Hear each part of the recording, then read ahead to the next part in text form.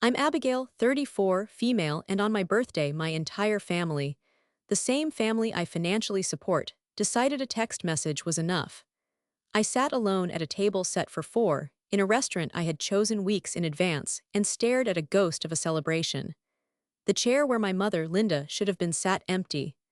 The one across from me, meant for my younger sister Megan, was just as vacant. The fourth was for my father, but he passed away a decade ago, leaving a hole that never quite closed and a family dynamic that slowly, insidiously, warped into something I no longer recognized. His absence had left me, the older daughter, as the default pillar of strength, the one who was expected to provide, to endure, to understand. And for 10 years I had. Tonight was supposed to be different. It was my 34th birthday, not a milestone like 30 or 40, but significant to me. It was another year of survival, of success in a demanding career as a senior software engineer, of holding everything together. I had sent the invitations a month prior with a simple, handwritten note on each. No gifts, just you. I didn't want things, I had things. I had a beautiful apartment, a stable career, and a savings account that reflected years of disciplined work. What I didn't have, what I craved with an ache that had become a permanent resident in my chest, was my family's presence. I wanted one night where I wasn't the provider, the problem solver, or the financial backstop. I just wanted to be Abigail, their daughter, their sister. The history of my family's neglect wasn't a secret history written in invisible ink. It was a well-documented saga of passive-aggressive dismissals and overt favoritism. The signs had been there for years, like warning flags I'd chosen to ignore, hoping that my loyalty and love would eventually be reciprocated. I remember my college graduation with a clarity that still stings. I was the first in our family to get a degree in a STEM field, graduating with high honors. I had 2 tickets for the ceremony and had spoken to my mother and sister for weeks about the logistics. The day before, Megan, who was in high school at the time, announced that her soccer team had made it to a regional playoff game. The game was 3 hours away, on the same day, at the same time as my graduation. My mother's face when she told me their decision was a mask of strained apology. "You know how much this means to Megan, honey," she had said, her hand briefly touching my arm. "It's the playoffs. We can't miss it. We'll take you out for a nice dinner to celebrate when we get back." I stood there in my childhood bedroom, my cap and gown hanging on the door, and felt something inside me crack. "But Mom, this is my graduation. I only get one." "And we are so proud of you, Abigail," she'd said, as if pride were a suitable substitute for presence. "Megan is she's more fragile. She needs our support in the stands." Fragile, that was the word they always used for Megan. It was their justification for a decade of coddling, of lowering expectations, of rushing to her side at the slightest inconvenience while I was expected to handle my own crises with quiet competence. I attended my graduation alone. I sat through the speeches, walked across the stage, accepted my diploma, and smiled for the professional photographer, all while an ocean of empty seats roared in my ears. The celebratory dinner never happened. They came home late, exhausted from the drive and Megan's team losing the game, and the moment was lost, swept under the rug of their fatigue and my silence. Then there was the matter of the family foundation. It sounds grand, I know. It suggests old money and generations of wealth, but it was just me. 3 years ago my company went public and my stock options, which I had diligently accumulated, suddenly became worth a life-changing amount of money. I was overwhelmed but practical. After setting aside a large portion for taxes and my own retirement, I was left with a substantial sum. My first thought was my family. My mother was living on a meager pension, and Megan was bouncing between unpaid internships and part-time jobs, chasing a dream of becoming a social media influencer that seemed to cost more than it paid. I wanted to help, but I didn't want to just hand over cash. I wanted to create a system. So I consulted a financial advisor and a lawyer and established the Miller Family Foundation. I was the sole contributor and the administrator, but I made my mother and sister authorized users, with debit cards and the ability to submit expense requests. The mission was simple: to provide for their essential needs, support their reasonable goals, and act as a safety net. Linda could retire comfortably.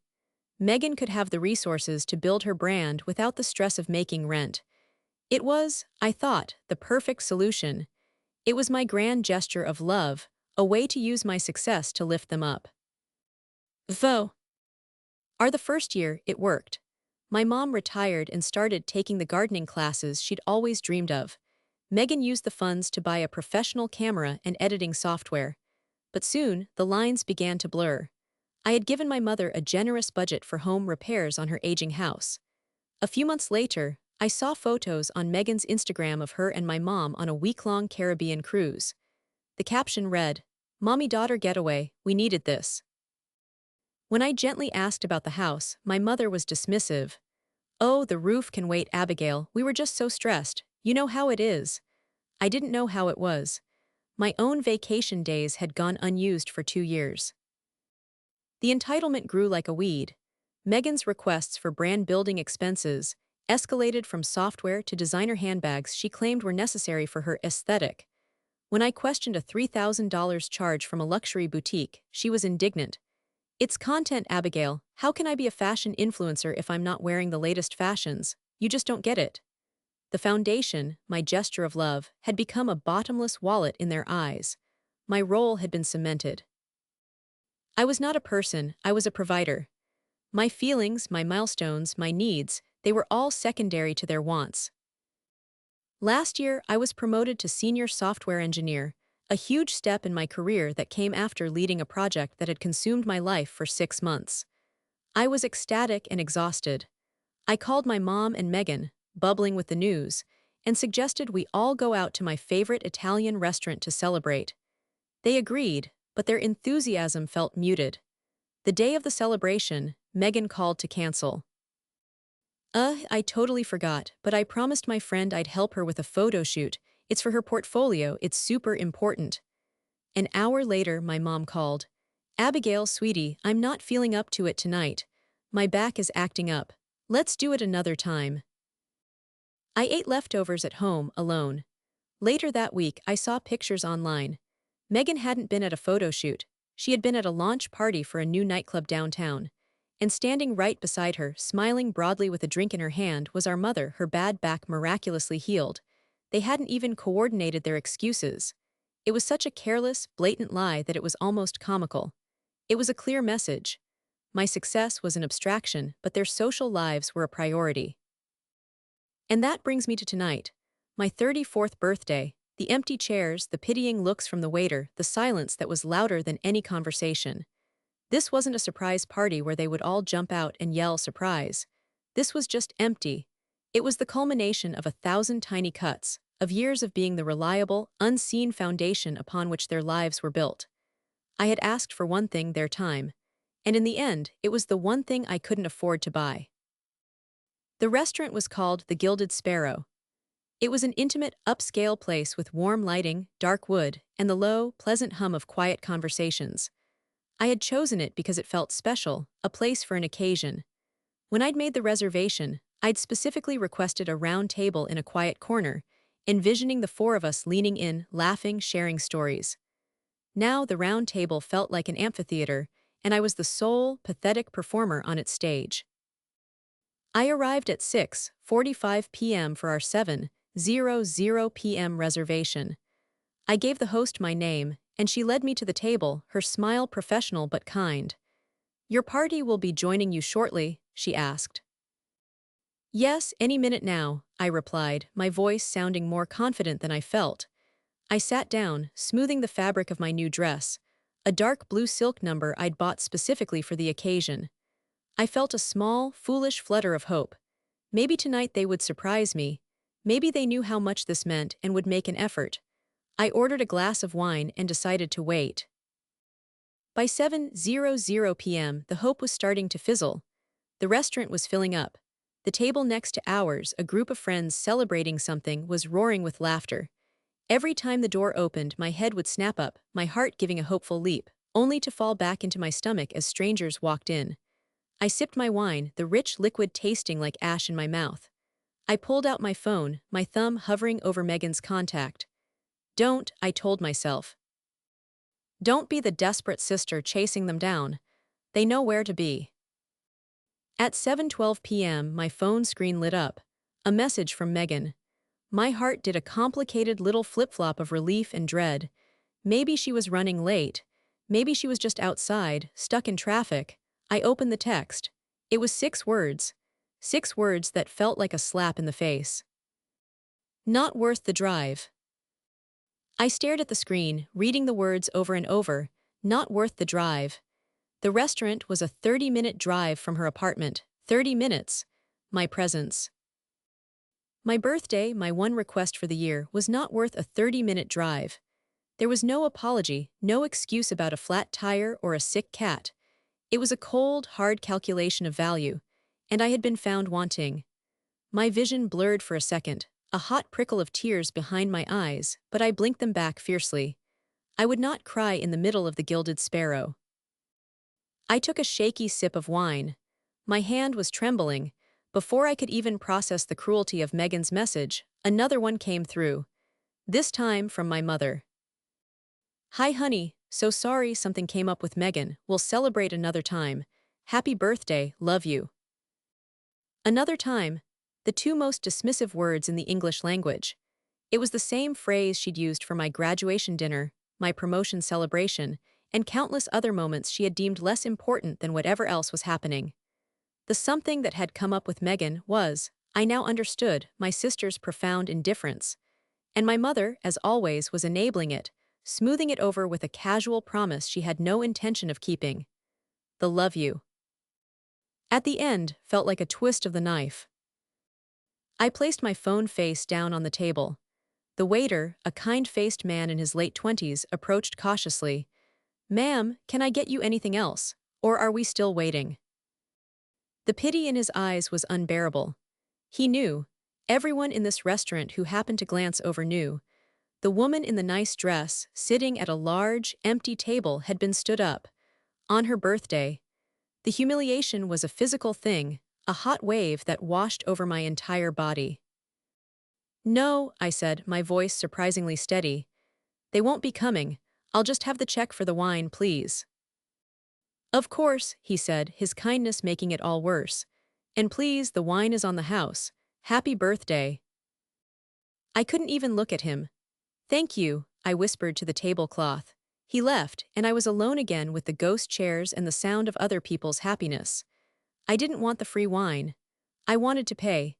I wanted to fulfill my part of the transaction, because that's what my relationships had become. I left a $50 bill on the table, enough to cover the wine and a generous tip for the waiter's undeserved compassion.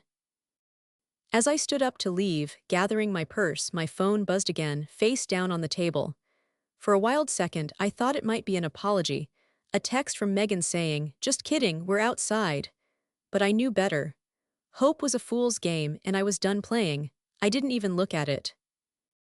I walked out of the Gilded Sparrow with my head held high, my posture ramrod straight, a silent performance of dignity for an audience of strangers. But the moment the cool night air hit my face, my composure crumbled. I made it to my car, fumbling with the keys, my hands shaking so badly I could barely fit the key in the lock. The second I was inside, the doors locked, the facade shattered into a million pieces. A sob ripped through my chest, raw and ragged. It wasn't just about a missed dinner. It was about the crushing weight of a lifetime of feeling like an afterthought.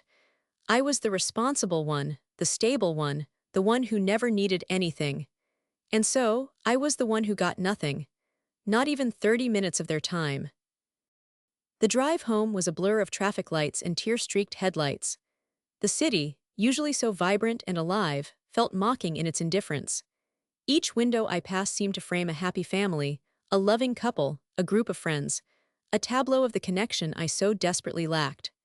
The anger that had been simmering beneath the surface of my hurt began to boil. It was a clean, hot anger, a clarifying fire that burned away the fog of my sadness and hope. Not worth the drive. The phrase echoed in my mind, a relentless drumbeat. My love, my effort, my very existence was a matter of convenience to them. A cost-benefit analysis where the cost of gas and 30 minutes of their time outweighed any benefit they saw in being with me. They weren't just careless, they were callous. And my mother, with her gentle, enabling texts, was just as complicit. She had raised Megan to be this way, and she had trained me to accept it. By the time I pulled into my designated spot in the parking garage of my apartment building, the tears had stopped. My resolve had hardened into something cold and sharp. I had spent a decade trying to earn their love, to buy their attention, to secure their presence with my success. I had built a financial fortress around them, calling it a foundation, hoping it would make them feel safe and in turn make them love me more. What a fool I'd been. The foundation wasn't a gesture of love to them. It was a utility. I was a utility. And tonight, the power company had been reminded that the service could be shut off. I walked into my quiet, pristine apartment. It was beautifully decorated, a testament to my estate and my income, but tonight it felt sterile and empty, like a showroom. I dropped my keys and purse onto the granite countertop in the kitchen, the sound echoing in the silence. I didn't turn on the lights. I walked through the dim living room to my home office, the glow of the city's skyline through the floor-to-ceiling windows providing just enough illumination. I sat down in my ergonomic chair, the one I spent 12 hours a day in, writing code and building systems that were logical and predictable. My family was anything but. I powered on my laptop, the screen bathing my face in a cool, white light. My fingers, moving with practiced ease, typed in the web address for the Foundation's bank. The login screen appeared, the Miller Family Foundation. I had designed the logo myself, a simple, elegant tree with deep roots. It was meant to symbolize stability, growth, and connection. Looking at it now, it seemed like a bitter joke. The roots were all mine. The branches, my mother and sister, just took the nourishment without a second thought. I logged in. My password was a complex string of characters, but the security questions were all tied to my father. What was the name of his first pet? What city did he propose in? Answering them was a small, painful ritual. He would be so disappointed. He had always called me his rock and Megan his butterfly. He had loved us for who we were, but after he was gone, those roles became prisons. The rock was expected to bear any weight, and the butterfly was expected to be admired and protected. The account summary page loaded. The current balance was substantial, well into 6 figures. It was the money I had earmarked for them for their futures. My eyes scanned the recent transaction history, a charge for a spa day for my mother, a series of purchases from online clothing stores for Megan, a recurring payment to a high-end gym Megan had joined but according to her own social media, rarely attended. It was a ledger of their self-indulgence, funded by my sacrifice. I thought about the origin of this money. It came from sleepless nights, from canceled plans with my own friends, from weekends spent debugging code instead of relaxing. It came from the stress and pressure of a high-stakes career. I had poured my life force into earning it, and I had poured the money itself into this foundation, hoping it would trickle down as love. It hadn't. It had only deepened the chasm between us. It had allowed them to live a life insulated from consequence, while I bore all of it. The foundation hadn't brought us closer. It had become the very thing that defined our distance. It created a power dynamic that was profoundly unhealthy, turning me into a parent and them into dependent children. The decision, when it came, wasn't agonizing. It was simple. It was breathing out after holding my breath for a decade. My anger hadn't faded. It had refined itself into pure, unadulterated clarity. With a few clicks, I navigated to the account management section. There they were, listed as authorized users, Linda Miller and Megan Miller. Beside each name was a button, Manage Permissions. I clicked on Linda's name first. The options were clear: edit spending limits, request account statements, and at the very bottom, remove user access. My finger hovered over the last option for a moment. This was it. The point of no return. I clicked it. A confirmation box popped up.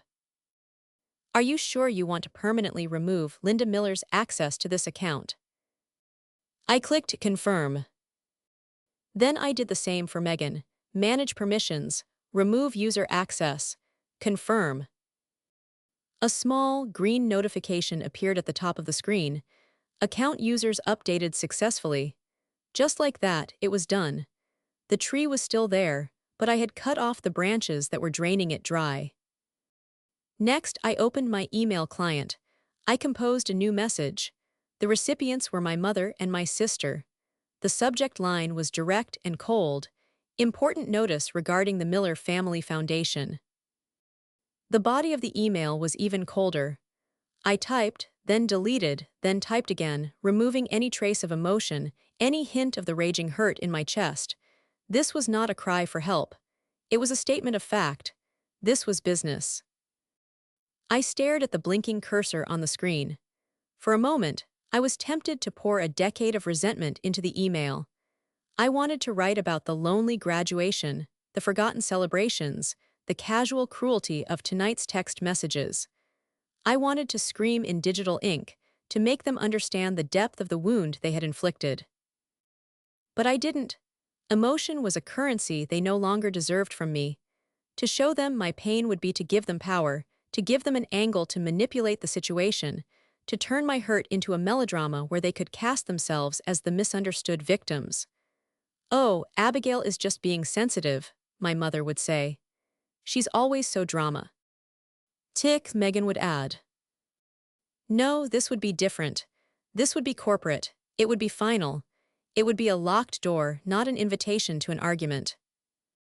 With a deep breath, I wrote two simple, sterile sentences. To whom it may concern. Effective immediately, all user access to the Miller Family Foundation accounts has been suspended, and all associated cards have been deactivated. All financial support is frozen indefinitely. Sincerely, Abigail Millers, Administrator. I read it over. It was perfect in its impersonal coldness. To whom it may concern was a deliberate choice, a way to signal that I was no longer addressing my mother or my sister, but two account holders whose privileges had been revoked. Sincerely was a final, ironic twist of the knife. My finger hovered over the send button. This was the final, irreversible step. Once I clicked this, there was no pretending anymore. The fragile, fractured illusion of our family would be shattered completely. I would be truly alone. But wasn't I already? I had been alone at my graduation, alone on my birthday, alone every time I'd needed them and they hadn't been there. The only difference was that now, my bank account would be alone with me. I clicked send. The email vanished into the digital ether. A profound, unnerving silence filled my apartment. I had launched a torpedo into the calm waters of their lives, and now I could only wait for the explosion. I knew it wouldn't be long. Megan lived her life through her phone. She'd likely see the email within minutes. My mother was probably with her. I walked over to my phone, which was still on the kitchen counter where I'd left it. I picked it up, turned the ringer to silent, and enabled Do Not Disturb. I didn't want to hear the frantic ringing. I didn't want to see the barrage of angry texts popping up on my screen. I wanted control. I wanted silence. For the first hour, the silence was a blessing. It was a cool balm on a raw burn. I made myself a cup of chamomile tea and sat on my sofa, looking out at the glittering city. For the first time in years, I felt a sense of peace. I had taken back my power. I had drawn a line in the sand, not with a stick but with a bulldozer. I had protected myself, my finances, and my sanity. But as the second hour crept by, the silence began to feel heavy, charged with unspoken fury. I imagined the scene at Megan's apartment. The confusion, the disbelief, the dawning horror as they realized their credit cards were being declined. Then the anger. The pure, undiluted rage directed at me, the ungrateful daughter, the cruel sister, who had dared to turn off the tap. I thought about my hopes for the foundation. I had genuinely believed it could heal us. I had pictured it funding a down payment on a sensible first home for Megan, helping my mother travel to see the world in her retirement, paying for emergency medical bills. It was meant to be a tool for security and happiness. Instead, it had become an instrument of my own erasure. It had taught them that my role was to give, and theirs was to take. The relationship was no longer familial, it was transactional. And tonight, I had closed my side of the ledger. The silence from my phone felt louder than any ringing ever could. It was the sound of a cord being cut, of a bridge being burned. I knew what would come next. A campaign of guilt, accusations, and attempts to paint me as the villain.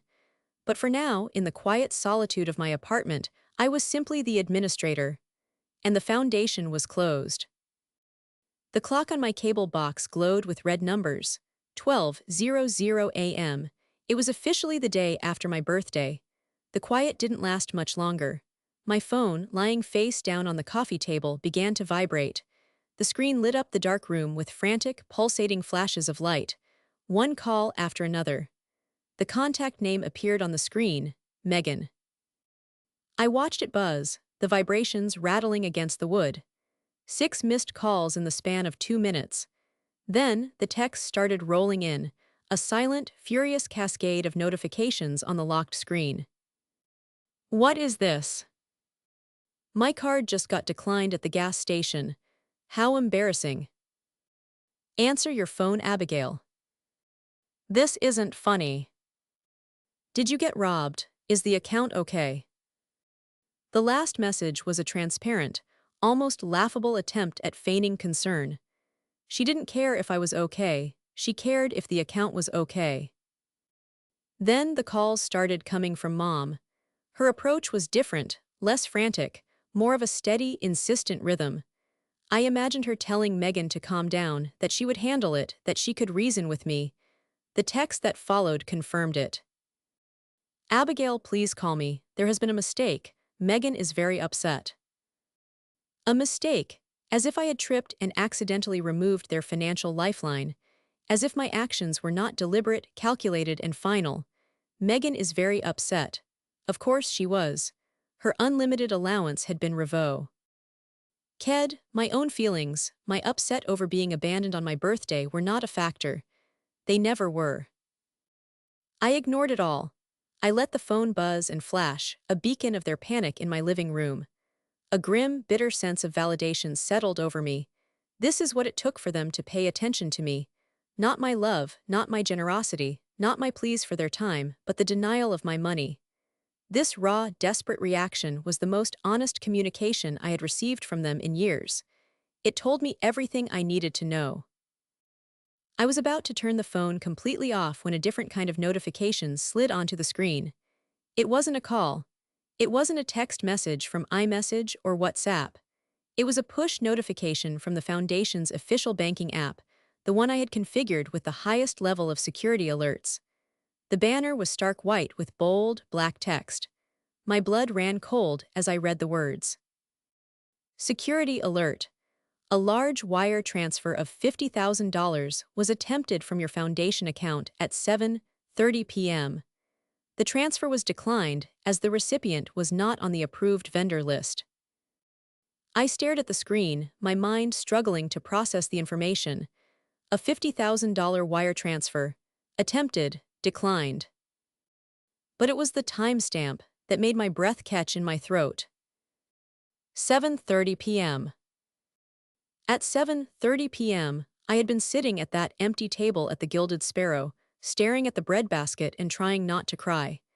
At 7:12 p.m., Megan had texted me that seeing me wasn't worth the drive. At 7:15 p.m., my mother had texted that they had to celebrate another time because something came up with Megan. Something had come up all right. This was the something. The pieces of the puzzle clicked into place with a horrifying, sickening snap. This wasn't just casual neglect. This wasn't them forgetting or choosing a party over my birthday dinner. This was a coordinated, premeditated deception. They hadn't stood me up because they were thoughtless. They stood me up because they were busy. They were busy trying to drain $50,000 from my account. The cruelty of it was breathtaking. They had orchestrated this. They sent me to a fancy restaurant, knowing I would be there, occupied, waiting for them. They counted on me being distracted. They had planned to pull a massive sum of money from the account while I was celebrating a birthday they had no intention of attending. The image of me sitting alone in that restaurant, feeling sad and pathetic, while they were huddled together over a phone or computer, authorizing a secret transfer of my money, was so monstrous it almost didn't feel real. The hurt I had felt earlier was a pale, flimsy thing compared to the white-hot rage that now consumed me. This wasn't just a betrayal of love, it was a conspiracy. It was theft. The phone started vibrating in my hand again. It was Megan. This time, without thinking, my thumb swiped to answer the call. I needed to hear her voice. I needed to hear her lie. Abigail, finally! Megan's voice was a torrent of panic and indignation. There was no greeting, no preamble. What is going on? Mom and I have been freaking out. Your email makes no sense. You have to turn the account back on right now. You have no idea what you've done. I remained silent, letting her frantic words hang in the air. I walked back to my office and sat down in front of my laptop, my free hand already on the mouse. I was calm. It was the kind of preternatural calm that descends in the heart of a hurricane. "Are you even listening to me?" she shrieked into the phone. "This is serious, Abigail. The deposit is due by tomorrow morning, and if we miss it, we lose everything." There it was, the slip, the deposit. "What deposit, Megan?" I asked, my voice chillingly even. I was already logged back into the bank portal, navigating to the wire transfer activity section. The details of the declined transaction were right there. The deposit for my new business venture," she stammered, clearly scrambling for a plausible lie. "It's an investment, it was a surprise. We were going to tell you all about it." "A surprise," I repeated, my voice flat. I clicked on the transaction details. The recipient's name was listed clearly: Oak Ridge Properties LLC. A quick search in another browser tab brought up their website. They were the developers for a new, ultra-modern luxury condo building that had just gone up downtown. The marketing photos showed sleek interiors, rooftop pools, and concierge services. "So your new business venture is a luxury condo, is it?" I asked. The silence on the other end of the line was absolute. It was a heavy, damning silence, filled with the weight of her deceit. I could practically hear the gears in her mind grinding to a halt, the realization that she had been caught dawning on her. How did you know about that?" she finally whispered, her voice small and defeated. "The bank sent me a sec." "Urity alert, Megan," I said, the words falling like ice chips. "An alert about a $50,000 transfer you and Mom tried to sneak through at 7:30 this evening, while I was waiting for you at the restaurant. The one you said wasn't worth the drive to." I heard a sharp intake of breath, then some muffled whispering. My mother's voice was in the background, panicked and low. Then, the phone was clearly passed from one to the other. "Abigail, honey, listen to me." My mother's voice was suddenly on the line, drenched in a syrupy, artificial calm that she always used when trying to manage a situation. "You're misunderstanding. This is all a big misunderstanding." "Am I?" I said. "Because from where I'm sitting, it looks like you and my sister conspired to steal $50,000 from me. You created a distraction, my own birthday dinner, to do it behind my back. Please, Mom, explain to me how I'm misunderstanding that." "We weren't stealing," she insisted, her voice rising in pitch. "It was going to be a surprise. We found the most perfect little condo for Megan, a real investment in her future. We were going to tell you after we secured it. We were even going to put your name on the deed as a thank you." The audacity of the lie was stunning. They were going to thank me for the surprise of using my own money to buy a condo I knew nothing about. "You're lying," I said, the words leaving no room for argument. "You were never going to tell me. You were counting on the money being gone before I ever noticed. You were counting on me being too passive to do anything about it. You sent me those texts, not worth the drive. Let's celebrate another time, while you were actively trying to empty my account. That's not a surprise, Mom, that's a scheme." "Abigail, you're being hysterical," she snapped, her mask of calm finally cracking to reveal the raw entitlement beneath. "It's just money, and you have so much of it. We are your family. You're supposed to take care of us. Your father would be ashamed of you right now, throwing your success in our faces like this." The mention of my father was the final straw. The dam of my composure broke, and a wave of pure, righteous fury washed through me. "Do not speak to me about my father," I said, my voice dangerously low. My father would be ashamed of you. He would be disgusted that you have raised his youngest daughter to be a common thief and that you have stood by and helped her do it. He would be heartbroken that you have treated his oldest daughter, the one who has done nothing but try to honor his memory by keeping this family afloat, like a walking, talking ATM. A sob escaped my mother's throat. They were tears of frustration, not remorse, the tears of someone who had been caught and was losing control. You have to fix this, Abigail, she pleaded, her voice thick with emotion. Megan will be homeless. You can't do this to your sister. I am not doing anything to Megan, I replied, my decision crystal clear in my mind. She has done this to herself, and you have helped her. The foundation is closed. The bank account is frozen, and the two of you are no longer my financial responsibility. Goodbye, Mom. I didn't wait for a reply. I ended the call and blocked both of their numbers. Then I powered my phone off completely. Not on silent, not on do not disturb. Off. The finality of the act was liberating. The storm had hit and I was still standing. The truth was out, ugly and unforgivable, but it was out. And for the first time I felt free. The next morning, I woke up to something I hadn't experienced in years. Absolute silence. No buzzing phone, no urgent emails, no sense of impending obligation to solve someone else's problems. It was just me and the morning sun streaming through my windows. I made coffee, my movements slow and deliberate. The frantic energy of the previous night had dissipated, leaving behind a profound and resolute calm. The betrayal was a deep, clean wound. It would scar, but it would not fester. I would not allow it to.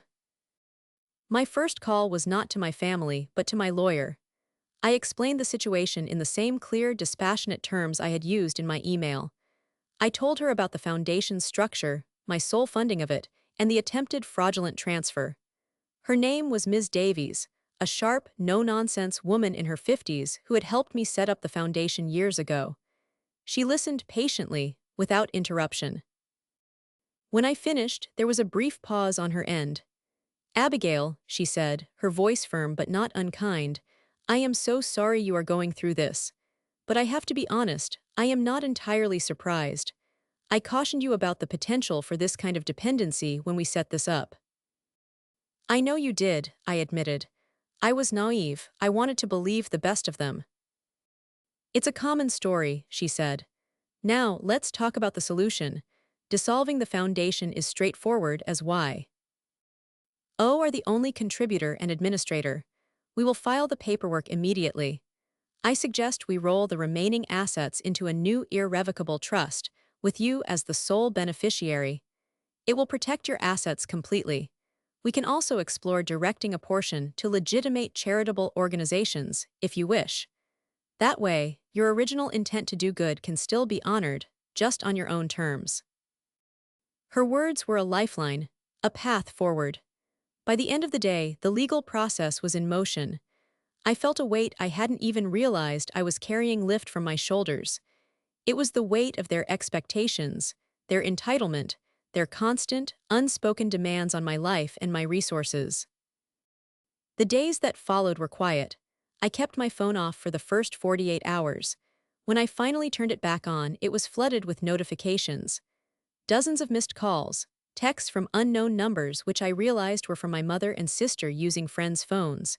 They ranged from angry, "You will regret this," to pleading, "Please just talk to us," to manipulative, "You are tearing this family apart." I read none of them in full. I just cleared the notifications and blocked the new numbers. A week after my disastrous birthday, I found myself walking past a small bakery. In the window was a beautiful, single-serving chocolate cake, decorated with a perfect raspberry on top. On impulse, I went inside and bought it. I took it to a nearby park, found an empty bench, and sat down. It was a beautiful afternoon. The sun was warm, and the sound of children playing in the distance was cheerful. I opened the box and looked at the cake. It was my belated birthday celebration. There were no guests, no expectations, no pressure. Just me, a park bench, and a small moment of peace that I had bought and paid for with my own freedom. As I took the first bite, my phone buzzed in my pocket. A new number. I almost declined it, but something made me answer. Hello. It was my aunt, my father's sister. I hadn't spoken to her in months. Abigail, it's your Aunt Carol, she said, her voice gentle. Your mother called me. She told me some wild story. I wanted to hear your side. And so I told her. I told her everything. About the birthday, the texts, the attempted transfer, everything. When I was done, she was quiet for a long moment. Oh, honey, she finally said, and I could hear the genuine sorrow in her voice. I am so sorry, your father. He would have been so proud of the woman you've become, and so angry at how you've been treated. You did the right thing, Abigail. You did the hard thing, but you did the right thing. Tears welled in my eyes, but for the first time in a long time, they weren't tears of sadness or anger. They were tears of relief. To be heard. To be validated. It was the gift I had been waiting for. My life is different now. It's quieter. I'm learning to distinguish between being alone and being lonely. Being alone is a state of being. Being lonely was a state of my relationships. I am no longer lonely. I am dissolving the foundation and redirecting my resources to charities that help young women in STEM and to my own dreams. I'm planning a trip to Italy, something I've always wanted to do. I am building a new foundation, one made not of money, but of self-respect. It's a foundation for one, and its roots are finally, truly my own. So, I have to ask the people watching this. Am I the bad guy for cutting off my family after they proved they only saw me as a bank? Or was this the only way to save myself?